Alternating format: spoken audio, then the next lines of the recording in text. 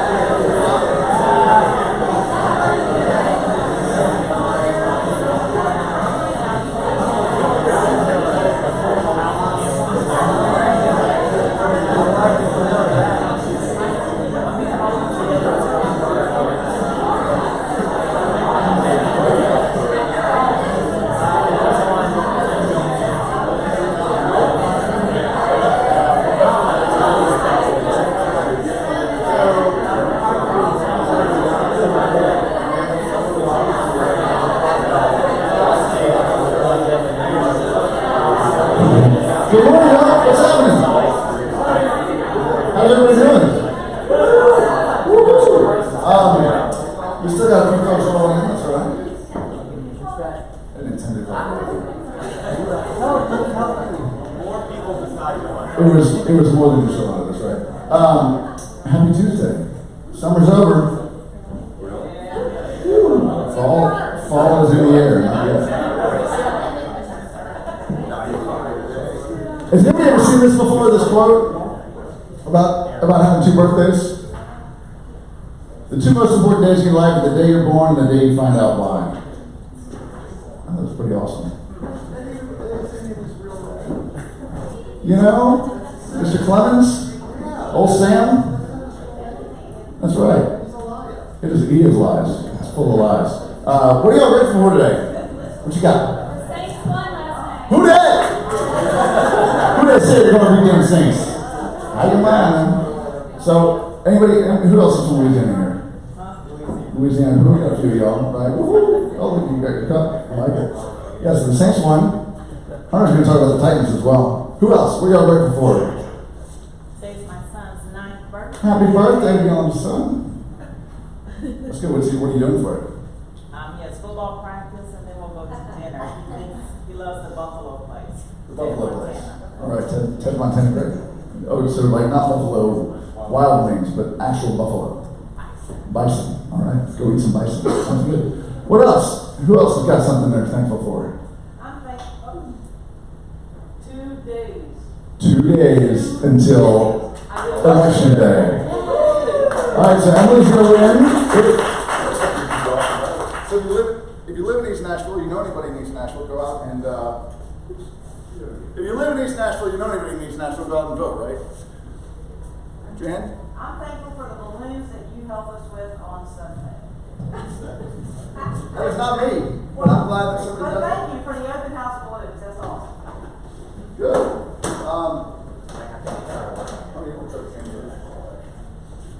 All right, so real quick, who had a first? Anybody have any first this last month or so? Is Stan here? Stan Stanley? I heard Stan had his first closing. Woo! He's our closing another one. What you got? First listing. First listing. Good work. Anybody else have any firsts? I had a first in dealing with a realtor in another state. A realtor in another state. Great purchase and sale agreement management. We have a really good purchase and sale agreement in Tennessee. Yes. A lot of work goes into that. Partly thanks to Bobby. All right. So, I'm just going to talk about some news. If we can get this thing rolling.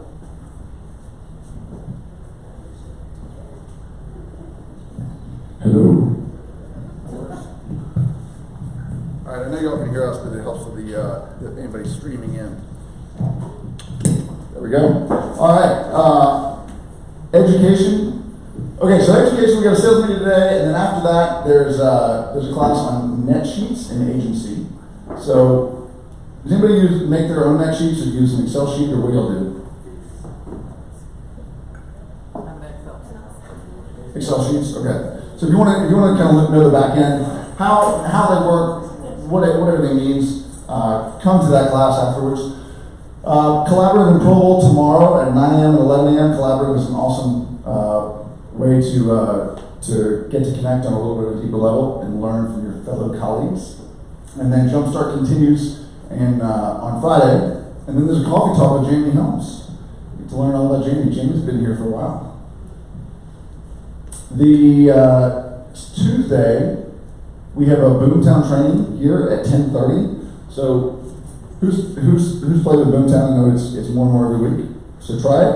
If you want to learn, we're going to do a little collaborative hands-on tutorial at 10:30 next Tuesday. Right after the sales meeting, that's right.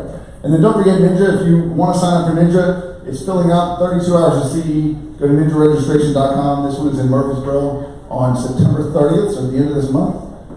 20 days to October 3rd. It's 4 full days, so it's pretty intensive, but it is an incredible place, an incredible opportunity to learn. All right, y'all are gonna like this photo.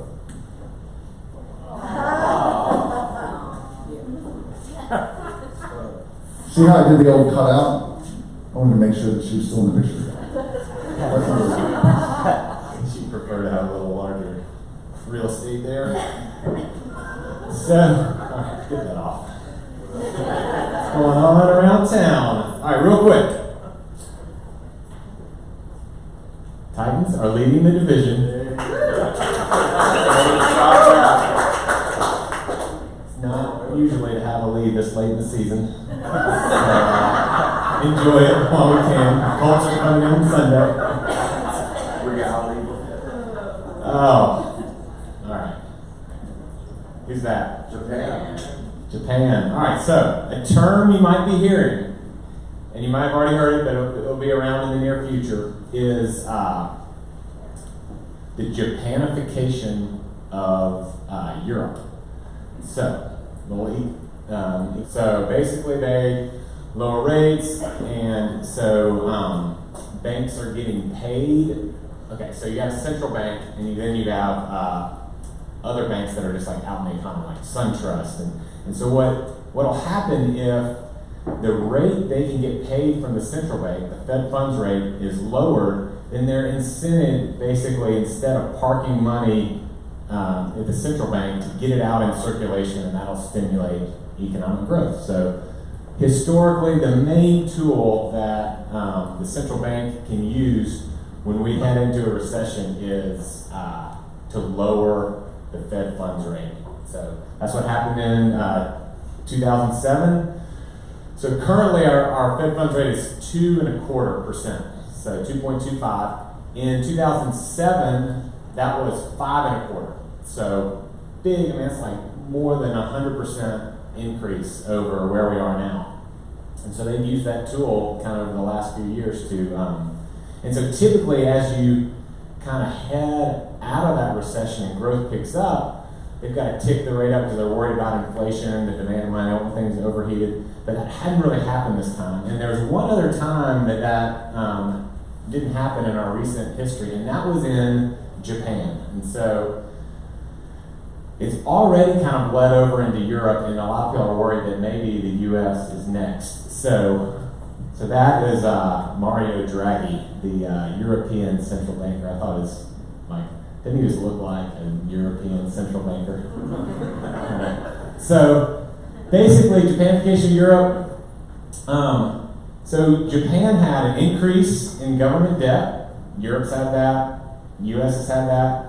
They had a buildup of bad loans at banks. We hadn't had as much of that. They had an aging and decreasing population in Japan.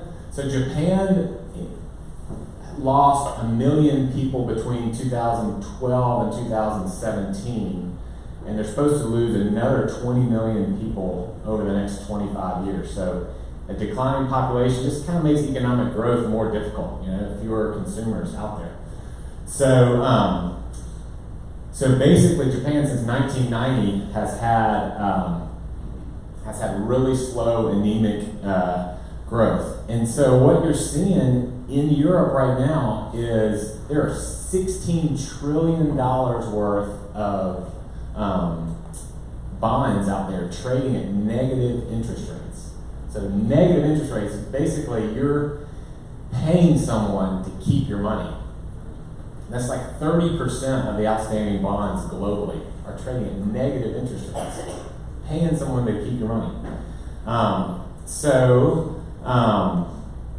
Anyway, it's just something to keep an eye on. Currently, our Fed funds rate I mentioned is 2.25%. Switzerland is minus 0.25%. Sweden's minus 0.75%. Japan's still negative. And so kind of what people are worried about is that kind of get in this black hole economics, interest rates stuck at zero. If we had a recession right now, the main tool would be lowering interest rates. But if you're already at 2%, like how much can you really pull that lever to stimulate the economy? You're already so low. And so that's a concern. Like, what will we do if we go into a recession? But fortunately, we have a rosy jobs picture. We added 130,000 jobs last month. Solid, like you want that number north of 100,000. That's kind of where we've been trending. Unemployment steady at 3.7%. Women knocked it out of the park. We have added over 1.1 million to the labor force since 2017, thanks to women. And African American, Latino minorities all hit record lows in terms of unemployment. So, I mean, our theory is as long as the consumer's good, the job picture's good, it's good for our economy, good for people wanting to buy houses. When that starts to turn is where we'll get more concerned about the economy. So locally, a couple things. I thought this was a really interesting development. It's going on. It's two developers, Portman Holdings out of Atlanta and Nashville's Creed Investment Company. Basically, Creed found the land locally, and then they brought in Portman, who's a really experienced developer out of Atlanta. Have you ever read A Man in Full, Tom Wolfe? He wrote Bonfire of the Vanities. A Man in Full, I think, is better. It's about this developer named Charlie Croker. What a good name for a fictional development character. And so it was basically, a lot of people say it was based on this guy, John Portman, out of Atlanta. Just an extravagant, I mean, think Donald Trump style developer in, South Atlanta. So anyway, he's involved in this. This is in that little pocket near Adelasia. So that's Adelasia there. That is the Morris apartment building. So it's in that little pocket down around Vanderbilt, Division Street. It's going to be 15-story spec office building. So they don't have a tenant lined up yet. And they're about to start in December is what they're saying now. And it'll cost $107 million to build, which, interestingly, construction costs have gone up a good bit, but the Icon, I want to say, cost about $80 million to build. So the Icon is a huge building in the Gulch, 20 stories tall. And so construction costs have gone up, land costs have gone up, but still to have a spec $107 million construction building going on near Vanderbilt is pretty bold. Scheduled to open fall of 2021. Guess when it's not going to open? Fall of 2021. Haven't even started yet. Promise you that. All right, so who knows who these two guys are? Who said that? Smile Direct. All right, so who had braces? Who hated braces? Right. So these two guys met at summer camp when they were 13, had braces, hated them. They kind of became friends, stayed friends, decided a few years ago to start this company, Smile Direct, which is basically it's $250, $99 a month, and you straighten and whiten your teeth, and you got kind of a do-it-yourself thing. I think you bite on something, send it in, they send you back what you wear at night. So it's a pretty amazing thing. Well, they are going public this month, and so his name's Alex Finkel and Jordan Kotzman. I think Alex is on the left. 50-50 chance I'm right on that. But they are going to basically, that's 1,000 millions, right? We got that right? Can you imagine having 1,000 millions?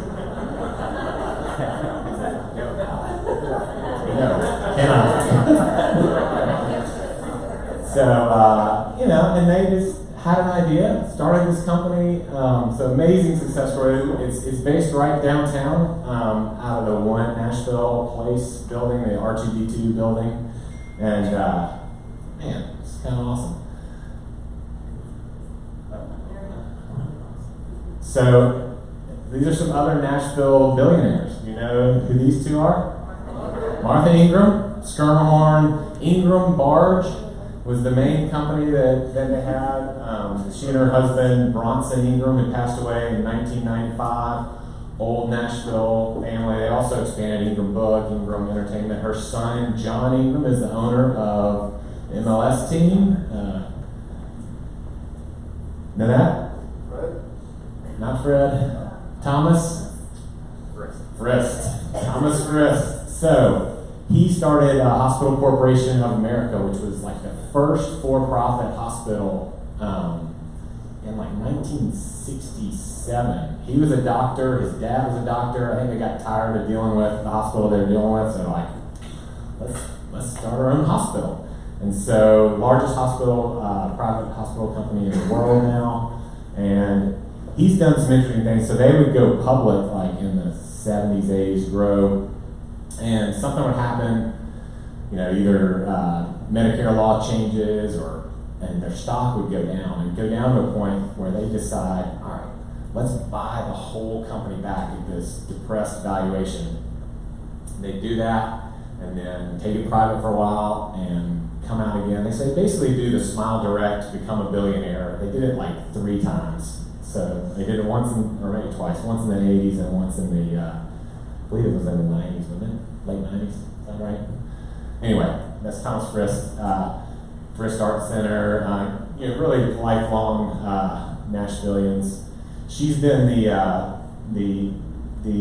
chair of the Vanderbilt University Board and Medical Center, and they got in a little bit of a. He wanted to be the chair, also the chair of the Vandy Board, but he's like one of our biggest donors, and so he got ticked off at Vanderbilt because they passed him over to be the head of the board, and he made a $100 million gift to Princeton University. She made $300 million, so she made up for it. So, good to be a billionaire. He chose the right board chair. So, all right, who knows who this guy is? Nobody, I'm sure. That is Brad Kelly. Brad is the 7th largest landowner in the United States. Lives here in Franklin. So, interesting story. He was born in rural Kentucky.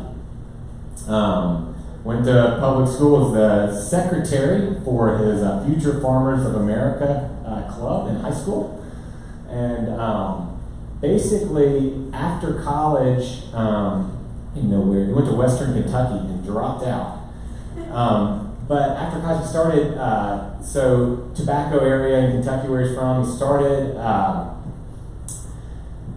all the places you store tobacco is kind of declining in the 80s. He started buying up these half empty and repurposing the storage barns and turning them into industrial centers. And so that's kind of how he got started. And then he started a company actually that was involved in the tobacco industry, although he never smokes and doesn't like tobacco. But anyway, sold that and is now a billionaire living in Franklin, and he owns millions of acres throughout the country. And then lastly, another national billionaire you've probably never heard of is a guy named John Yarborough. He started a video game technology company, and they sold video games to casinos, mainly casinos in Native American, where they come in on reservations, and so he became a billionaire doing that. But he was grew up in Tennessee and went to Tennessee Tech in Cookeville. And his first entrepreneurial experience was selling books door to door with Southwestern. Anybody ever do that? No way. Worked for the company. All right. A lot of awesome entrepreneurs started selling books door to door. He's learned how to talk to people, learn how to sell. So he did that, and then he set up he liked games, I guess, a video game company, and but he bought a foosball table and convinced a bar next to Tennessee Tech's campus to park it there. And it was one of those coin-operated foosball tables, and he split the profits with the bar owner. So those were his first, and became a billionaire. So all right, finishing up here, general announcements. We've got new, better, faster, stronger printers in the offices now. So I know I've gotten some feedback already that it's used to send a big file to the printer, and it would just slowly churn. And already those things are like hot knife through butter, just rolling through. Do we need to do anything, or should it be seamlessly kind of set up? This is Jeremy. Hey guys. So Chris in the Hub sent out an email yesterday to everybody around 3 p.m. If you don't find it, just search your email for hub at villagerealestate.com, and it should come up.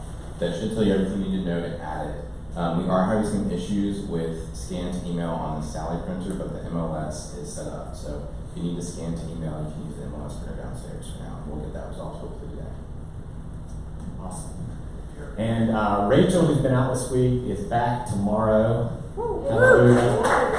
Love her. And so if you ever have any printing trouble and you're in a jam, just you can email it to her. She'll print it out for you.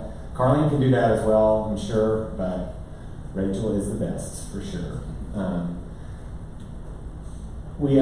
mentioned in the email, Belle Flummerfelt, Maggie's daughter, is the new office manager in the East office, so say hey to her if you see her. It's awesome to have her with us. And then Kelly is back with Village Assist. You may remember Kelly. And so we've had so much business you guys are generating Village Assist. We needed to add some help there, and so we should have better marketing, admin, support, to help you close your deals faster. Question? This is kind of random, but in like 2012, 13, I coached a Hume Fog swimming team, and Belle was one of my swimmers. Oh, So it's funny to see her back from me. Hey, what is up? 2012 swimmer. All right. So just thought you all need to know. Lots of connection. I think that's what got her the job. Actually. Endorsement from Zach. All right, Zach. All right, so September's Wheelchair Safety Month. Anybody know that? I didn't either until last week. I started getting emails about it. So, real quick, I know everything we do, for the most part, we live in a pretty safe world. I just wanted to cover a few quick tips in 3 minutes or less on what you can do. I think you're all smart people. Obviously, don't be too public.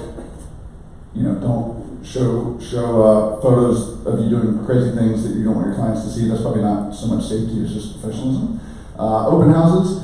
If you do an open house, we're obviously welcoming strangers. You can do an open house. I've never had an issue with an open house, but I know there's stories of, you know, things getting stolen, whatnot. Just obviously tell your clients that high cash, high valuables, things like that is pretty rare that something like that would happen. And then just wait until, you know, when you're done, just make sure that you've kind of walked through the house and that you're the last one in there. And then if for some reason somebody's just lingering or hanging around, there's no shame in just, has anybody ever pretended to, hold on one second. Hello? Anybody ever done that? Right? There's no shame in that. Just walk outside. Bring up the rear. So I learned this as a tip, and it's fascinating. when you're walking around with somebody, you're showing somebody, you know, a person that you've never met in a house, don't walk into a room first. Just let them walk into a room first. If somebody is ever out to try to do something bad, which again, rare, but if that's the case, if you're walking into, if you're making them walk into every room first, they'll start to get a little agitated and antsy, and you'll pick up on that, and then you can just walk out and get out and go get in your car. So no shame in doing that. Have your excuses ready. Again, prepare phone call. I got a meeting I got to run to here in about 3 minutes. I'm running a little late for it, so we got to wrap up. Carry less. Don't load yourself so much that you're totally can't even use your hands for anything. And then don't get parked in. If for some reason you're parking in a driveway and somebody comes and parks right behind you, it's probably not a great situation if you ever had to get out somewhere quickly. So just maybe park on the street if you're meeting somebody that you've never met before. Again, kind of common sense things. I don't expect any issues, but better be aware. And then plan ahead. When you sit in an airplane and they say, look for the closest exits, the closest one might be behind you. You should always just be looking around. That's just part of what you do. When you go into a sports venue, a lot of times especially if I have kids, I'll kind of glance and see where the bathrooms are, because I know that's probably going to come up. So just kind of know, hey, where's the door, where's the window, things like that. Be sensible, most people are good, but situational awareness prevents most bad things from ever starting. So if you want to know more, you can go to nar.realtor/safety, and they get a bunch of stuff that will probably scare you, but it's all there. So anyway, how's the market? What are y'all seeing? Rates. Look at this. I'm going to zoom into this week, last 4 weeks. Look what this 5-1 ARM is doing. The 30-year fix is 3.625. That's stayed pretty steady. It's come down even a little bit, same as last week. But the 5-1 ARM has gone up 3.875. So those are crisscrossed. Usually a 5-1 ARM is less expensive than a 30-year fixed rate loan. That's not a typo, right, Connie? That's correct. All right. Inverted yield curve. So anyway, you can see, again, we've talked about this before, but rates about a year ago were almost a point higher. So 1% equals 10% of borrowing power. 1% change in mortgage rates equates to about 10% in borrowing power. So talk to your clients about that. If you've got somebody that's sitting on the fence, show them this graph and say, that one, show them this and just say, we can wait all day long, but rates are probably going to go up at some point. Now maybe some people say, well, let's stay low because it's an election year, because of this, because of that. Nobody can predict the future, but you've got a really good rate now, and you can do that. It also might be just a good example to reach out to your clients, or a good reason to reach out to your clients and say, hey, I don't know if you know this, but rates have really dropped. If somebody bought last year, just a good excuse to touch base with them. Maybe it makes sense to refinance. Put them in touch with Connie or any lender that you work with, and then make that connection in a value-added way. All right, so how's the market? So these just came out, and they are on the market. You can download them in rectangle or square versions for social media. So the Williamson County average sale price, $573,000, is down about 2% from the same month last year. It's not too dramatic, that's just pretty steady, but down a little bit. The number of properties sold is down just a little bit as well. So prices just a teeny bit down, closings just a teeny bit down, and then inventory just a little bit up. So that all makes sense. Look at that. Price is down 2% in Williamson County. Davidson County price is up 12%, 394,000, 12% month over month, or year over year, same month. Total properties sold a little bit up, and total properties for sale down. So when you have low inventory, properties for sale, and high demand, what do prices do? Econ 101. They go up, right? Wilson County, you've got average sold price is up 5%, $349. Total property sold 3%, and then total properties for sale 7%. So everything's just up. Tony, Yeah, that look good? that's good. Wilson County still rocking it? I like it. Good. Tony likes it. All right, tools. Quick tool update. All right, Lolo. So on Friday at 10:30 a.m. What's up? Could we do a Sumner County market update? You want Sumner? We can add Sumner in there. Yeah. I will remind me afterwards, and I can talk to Caitlin about that. Thank you. All right. Any questions on the market stuff? All right, Lolo. So we've got Lolo. So at 10:30 on Friday, you got an email from Lolo, and with a link as to how to sign up. I'm going to give you a quick 51-second video on what it is, just as a reminder. Lolo, local supporting locals, brings you a new way to stay in flow with your clients while supporting your local community. We created the Local Gift of the Month campaign, which sends your clients a different gift each month at a locally owned business in your city. The gifts are delivered to your clients via email and text message. Clients simply redeem the gifts on their smartphone at the local vendors. Lolo gifts are no strings attached offers, not coupons or discounts, making them feel more valuable and relevant. Each gift is sent from your email address with your personal message and profile picture. You can see the campaign stats for each gift because Lolo is a digital program. We look forward to helping you make your client's day. All right, so Lolo is a really cool platform. This is what the email looks like. It's got a lot of text. Down at the bottom here, it says click here to sign in and get started, all right?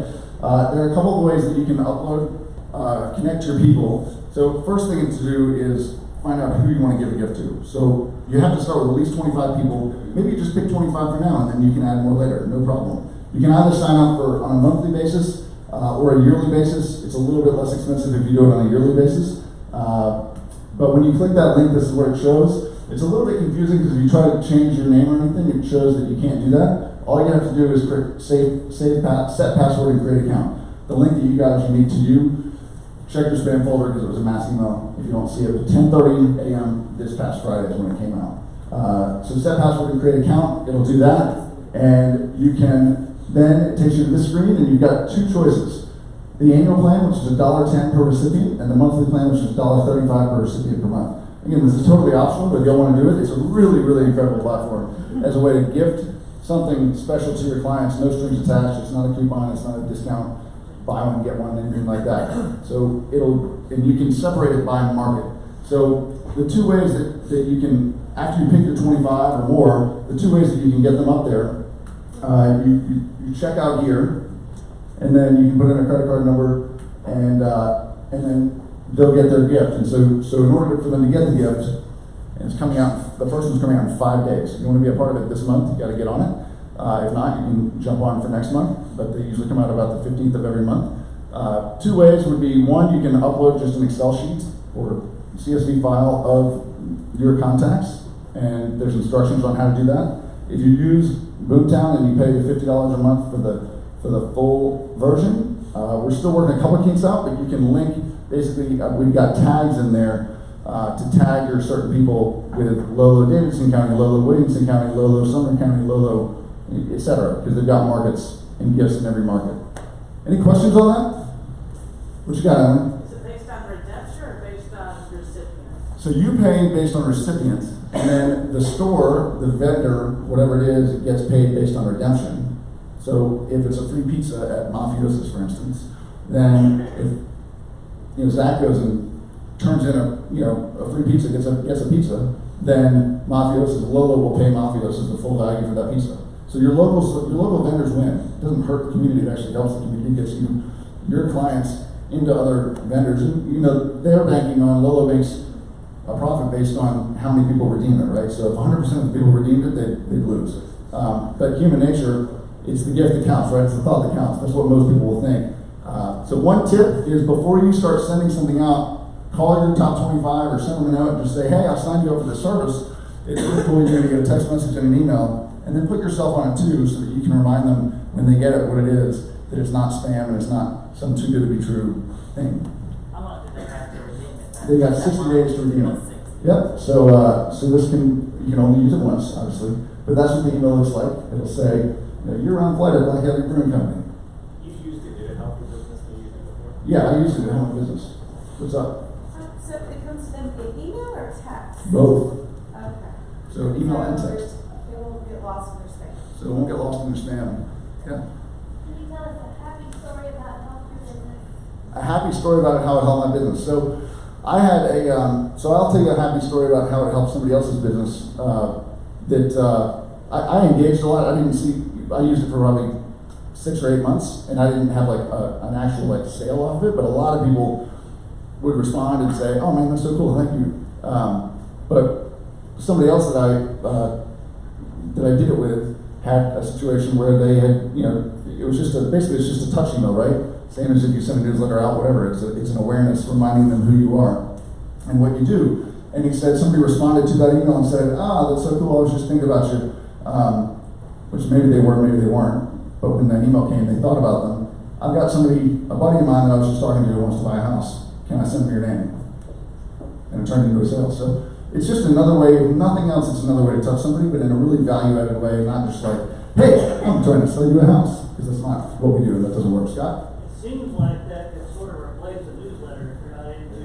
It could help replace a newsletter. If you're not really into a newsletter and you want something automated, it's a set it and forget it. So once you set it up, it goes out. If you want to add people, no problem. That's all I got. Cool.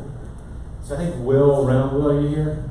I saw him downstairs, but he would basically, so it was a pint of beer at Yazoo or whatever, he would call his group and be like, try and get a group, and they'd go use it together and connect. So it costs $1.10 per recipient. So if you have 25 people, it's like $27 a month. But it really is just a way to set it and forget it. It's a tool you can use to stay connected. It's a great idea to either replace or add to kind of some information, other things you're doing for your clients, just to keep you top of mind. People know on average like 11 or 12 different realtors. So when it comes time to sell their house, if they've been getting connected with you over the last year or recent past, you've got a much better chance to land your business. Cool. All right. If you got further questions, feel free to call me, talk to me afterwards. So, quick tips. So this book, I don't know if Mule's still here. He was right back there a minute ago, but Mule told me about this book. It's awesome. It's called Building a Story Brand. Anybody ever read it? Heard of it? It's written by a guy named Donald Miller. He actually lives in Nashville. If you've ever heard, there's another book he wrote called Blue Like Jazz, turned into a movie. But he is a branding guy. And he basically says that every story, every movie, every story has 7 elements. There's a character, who's usually the hero, right? And they have a problem. And then they meet a guide. who gives them a plan, calls them to action, that ends in success and helps them avoid failure. If you look at every single movie, the good ones at least, that do well, they usually follow the same pattern, right? So in the book they use what's the Hunger Games? They use the Hunger Games. I only saw that once years ago, but the girl, Katniss, and then she has a problem, like she doesn't want to die, and when they send her to her death. And then, so she meets this old drunk guy named Hamish, and he gives her a plan, which is to, wow the people and endear the people, and then calls her to action, gets her fired up and goes, and then helps her win. So that was one example they used, and he's got 100 of them. But one of the things that I think, the question that I started thinking of, is, and he asked this, is what role do we play? Are we the hero?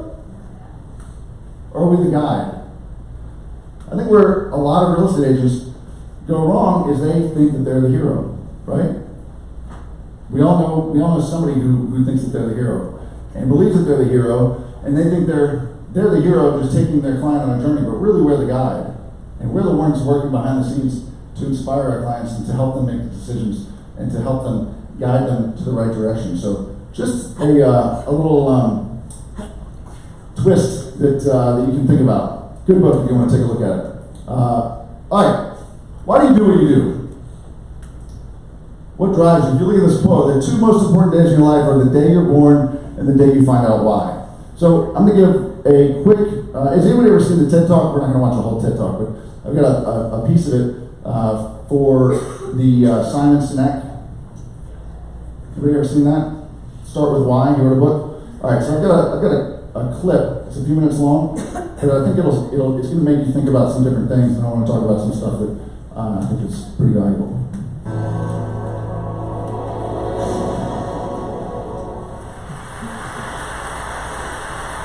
I call it the golden circle.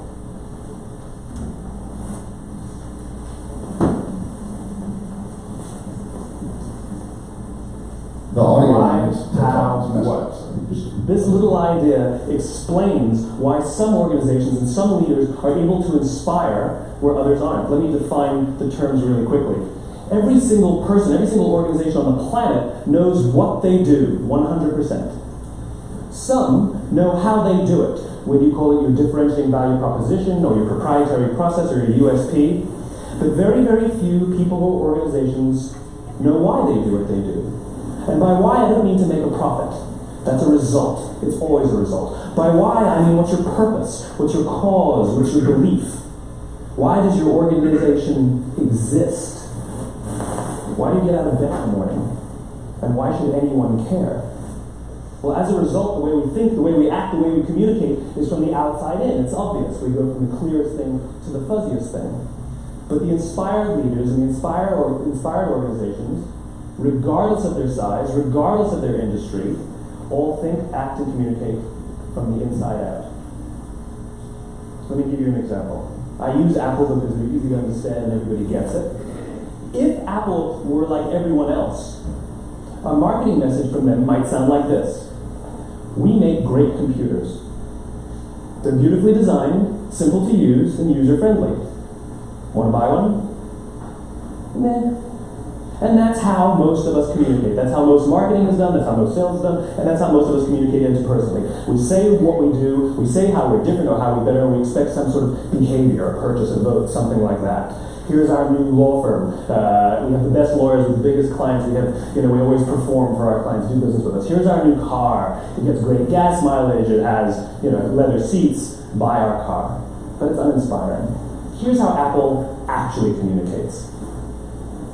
Everything we do, we believe in challenging the status quo. We believe in thinking differently.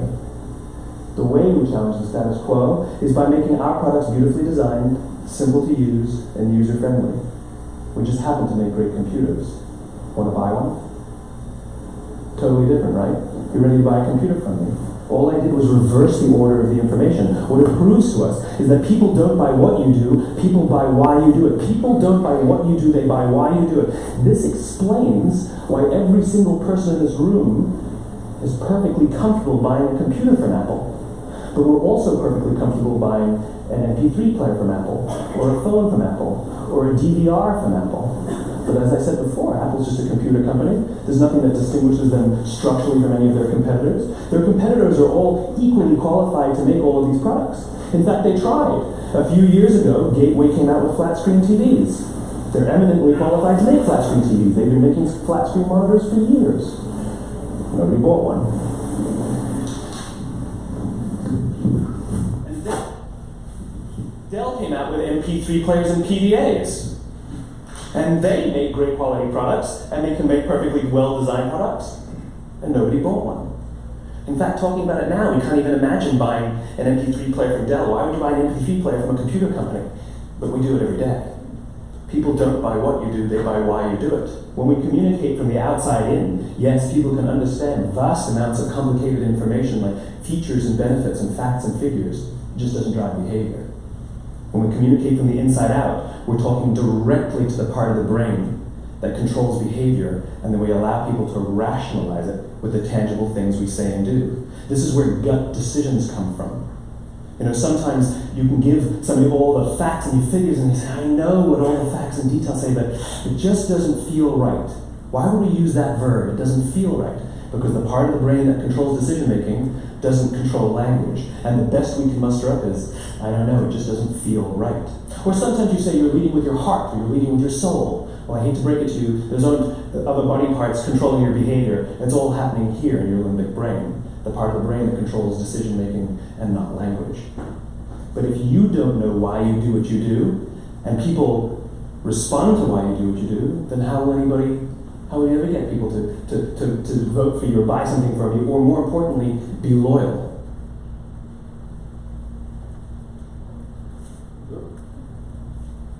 So, have y'all seen that before? Some of y'all have? I love that. It's an incredible book. So I've got a story. I'm going to call this guy Batman. And he is a client of ours, and he's a retired. He retired in the military and from the military, and he's got a pretty cool story. And I asked him what was his why, and this is what he said.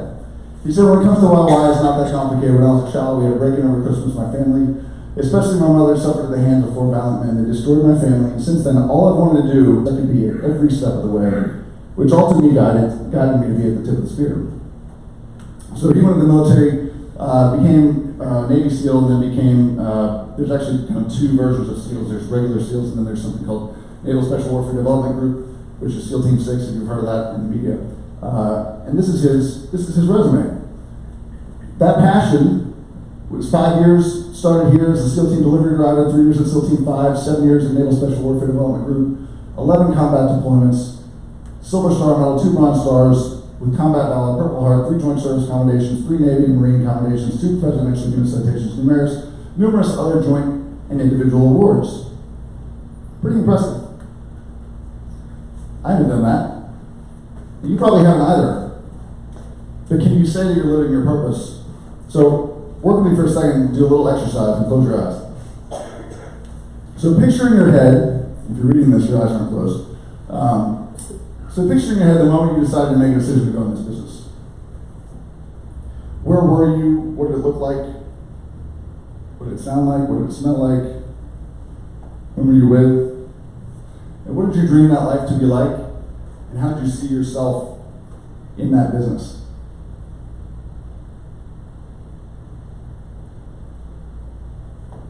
What did the future version of you look like after a few years in the business? Now keep your eyes closed, but move to the present. Don't be too hard on yourself or critical.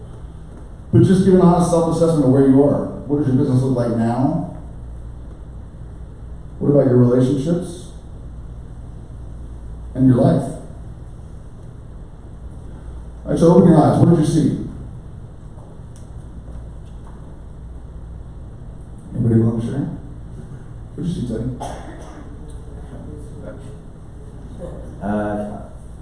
A long road, a lot of twists and turns. This year in particular a lot of things have come into focus, but I've been doing this 15 years and I've battled anxiety and depression every year from January to April, and I've gotten treatment, I've been hospitalized for it, I've walked away from my business, left my computer and my phone in Hunter's office, which used to be mine, and left for 30 days and went to a trauma treatment center. And so it's just been a long, long road, and I'm not ashamed of what it is. I'm grateful is where I'm at with all of it, that finally now I'm in a place where I really give a lot less F's than I used to and take things less serious as far as me, but I'm clear about what my role and my passion is, and I'm doing more of that as I'm getting back into coaching other people. So. That's awesome. Give him a round of applause. That's really great.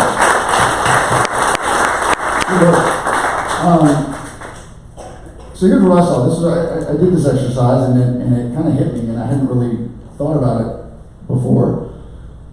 But when I was a senior in high school, I was it was after the homecoming dance, and I was in a bus. And I was driving, I wasn't driving the bus, but I was in the bus, we were going to a party, and we were stopped to pull into a driveway, and a car slammed into the back of the bus. It was on a 55-mile-an-hour highway. I've got a brother who's a quadriplegic. He was in a car accident, broke his neck, can't walk. Super successful guy, but you know, he's in a wheelchair for the rest of his life. So I get out of the car. I was the student body president. I was one of the oldest people on the bus. I think I was 18, but people thought I knew what I was doing. And I go around and I see this guy in the driver's seat, and he was not breathing the best I could tell. He probably weighed 350 pounds. He was a big dude. I didn't think I could move him, and I was terrified because I thought, what if I move him and I break his neck? And I put him in a wheelchair. And I didn't know what to do, and it scared the shit out of me. Pardon my French, it scared the hell out of me. And I didn't know what to do. And then a buddy of mine started looking through the passenger seat and found a little 4-year-old boy who'd been sleeping on his dad's lap under the dashboard, also deceased. And I vowed then, I said, I'm never going to not know what to do in that situation again. So I went to Swanee, and we had a volunteer fire department and ambulance service. I tried out for that. It was a pretty competitive thing, but I was determined to do it, and so that's me back when I was about 20. And that's my wife, and she's just a little baby. That's actually my neighbor, funny enough now. But what I discovered was that I loved helping someone stuck in challenging situations get where they need to go as quickly as possible and as professionally as possible, taking exceptional care of them along the way. And so we responded to 911 calls all over. We went all the way down into Alabama. Sometimes we were in an ambulance for 30 minutes just to get somewhere. It was one of the most rewarding things I did in my life. Before family, kids, and marriage, and all that stuff. Just in case my wife's listening. But it was incredible. But I realized that one of the reasons that I was attracted to that was because of this. I loved helping somebody who's stuck in a challenging situation. Maybe they're in a car wreck, or maybe they just need a house and don't know what to do, to get where they need to be as quickly and professionally as possible, while taking exceptional care of them along the way. So becoming a realtor was the perfect fit. So I think if you can understand why you do what you do, recognize that you're not the hero but rather the guide, and then do those things, and I think you're sure to have a pretty fulfilling and successful career and life. So real quick, speaking of Swanee, we have a, what do you want to talk about? So Zach and I actually didn't meet at Swanee. I'm a little bit older than Zach. But we both went there and have fond memories of it. And we're pretty excited that Ann Deutsch has joined us, and she is here today. Let's wave.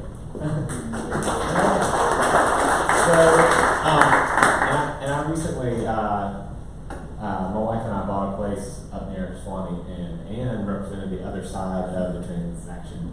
And it was great to deal with along the way. And Lindsley Long was representing me. And so we worked that out, but got to know Ann through that process. And so she lives in Swanee. Swanee is a cool area. It's an hour and a half from here, about 90 miles.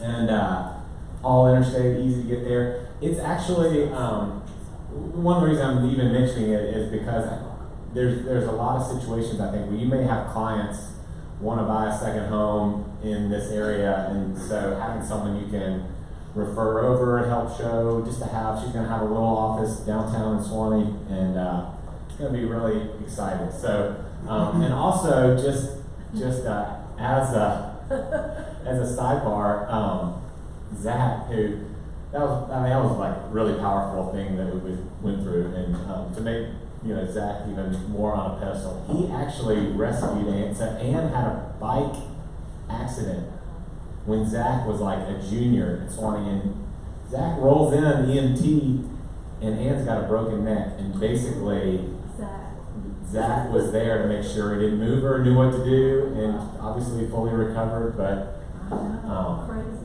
And then saved me again by bringing me into the and saved him again last week. Zach can be a jerk too. Not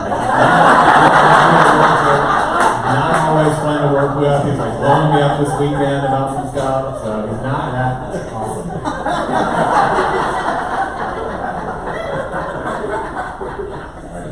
I love you, Zach. Yeah, microphone. All right, Broker opens. That's today from 4:30 to 7. So this afternoon, this evening, 4423 Leland. It says exclusively offered for $1,050,000. There you go. Who else is coming soon? Anyone have one that they didn't load in there? Want to talk about? Ted. Yeah, I'm gonna. Yes, it may be in there. I'm not certain. I'm listing my sister's home. The infamous Jen Garrett is finally selling her home. It's got a pool in Cherokee Park. It's 3 bedrooms. They added a master suite on first level with its own laundry. There is a second laundry upstairs with 2 bedrooms. It's true Tudor. It is next to the train tracks. 10, 15 years ago, they planted like 10 grand in bamboo, which is like quadrupled, so you really don't even see the train passing by, but of course you hear it, but everybody will tell you that's quaint. But it's got an outdoor kitchen, and outdoor swing sets, hot tub, pool, and a really clean, finished basement, or ready to be finished. It's a beautiful, beautiful home. It's going to be $799, and will go live today. 255 Cherokee Road. I was looking at a property on the train tracks one time, and the agent said, it's kind of like living on a river. See what you're going for there. All right, we mentioned Shane on the 4423 Leland, $1,500,000. Will is not here. So please call me if you have any questions about that. Honestly, my side hustle is working for the Chamber of Commerce there, so I can hook you up there and your clients, and I would love to make that happen. 2 things. Laura Lane is a great undeveloped lot, 3 acres, very large in the city limits there. Super reasonably priced. You can see $70K, but it's a beautiful vista overlooking a horse farm, which also has its price. But we've got to sell lot 13 first, so come help a brother out there. And then also Fox Rhyme is a little house, 3-bedroom, 2.5-bath house, quaint little subdivision close to a nice golf course in Springfield, about 35 minutes to Nashville. You might have heard about that previously, but we had to do back coming soon because the gentleman passed away 2 weeks after he moved out of the house. And the beautiful thing about that is that house will keep you alive, okay? So come to Springfield and call me if you have any questions. Thank you.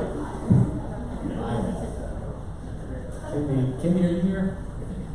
Tony. I'm selling the office currently. Pretty cheap. Pretty cheap. Actually forget what the address is for that, but it's on Stoner Ridge Drive in Hermitage. Stoner Ridge? Yeah.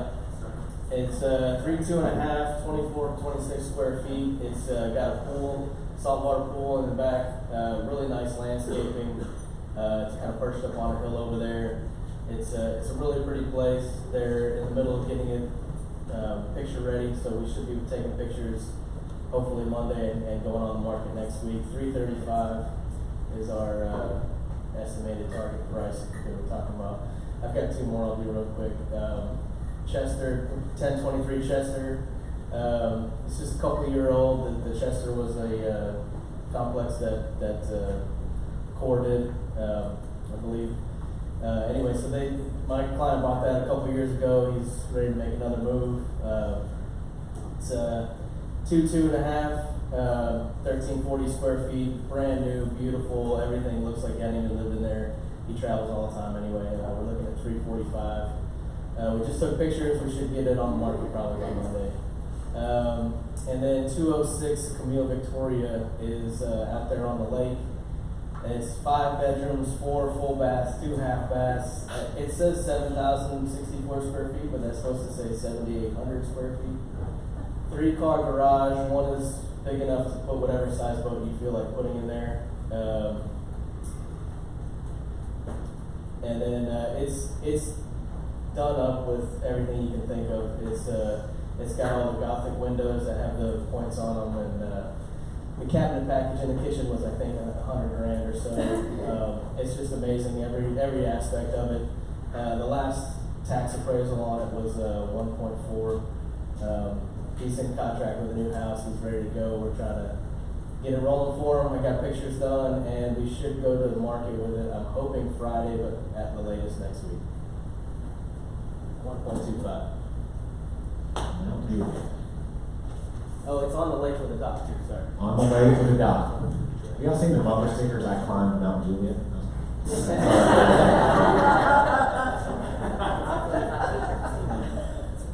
Anybody else got anything? Let's see, I had one at the top of that sheet. All right. Brandon.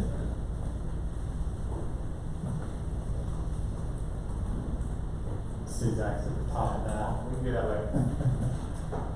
So I have a little Antioch Gym, 286 Custom Road. It's a little 3-2, great efficient use of space there. Has a little laundry room. Yeah, great little house. It will be coming on the market on Friday, $189,900. Woo! First listing.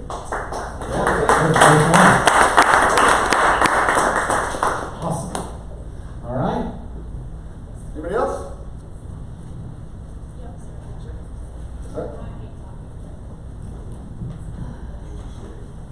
Scott Evans has one at 2912 Woodlawn Drive, 3-bed, 2-bath, 2,500 square feet. Don't know much else about it. He was supposed to put it on here, but he didn't. There you go. It should go active hopefully Friday. I have photos of it. What's the price? $549. $549? Yep. $549 and Woodlawn Drive. All right. Takeaways, real quick. What were your takeaways? What'd you learn today? What are 30-year fixed rates? 365. I was just gonna say know your why. Yeah, that's why. Know your why. It's really important. I think we can all spend a little time doing that. What else? Lolo School. Lolo is cool. All right, so yeah, don't forget 10:30 a.m. Fridays when that email came out, so go check it. Emily. 2 more days. 2 more days. Vote, no matter where you are, you've got at-large and mayor to vote for, in addition to some of you may have a district person like me. So, but everybody should vote. 4 at-large seats are open, and mayor. All right, so our future Metro Councilwoman, Emily Barrett. Gotta vote for her. All right, who else? What you got? I love Conley's Corner. Connolly Corner. Connolly Corner, get some worldly knowledge. Fred? If I go in the wilderness, I want to take you with me. Sounds good. I've forgotten everything. Sounds good. What else? All right, so next up, we're going to class. Just a reminder, those are the emails, you've seen those. And then class on net sheets and agencies. So y'all have fun, enjoy your day, and we'll talk soon.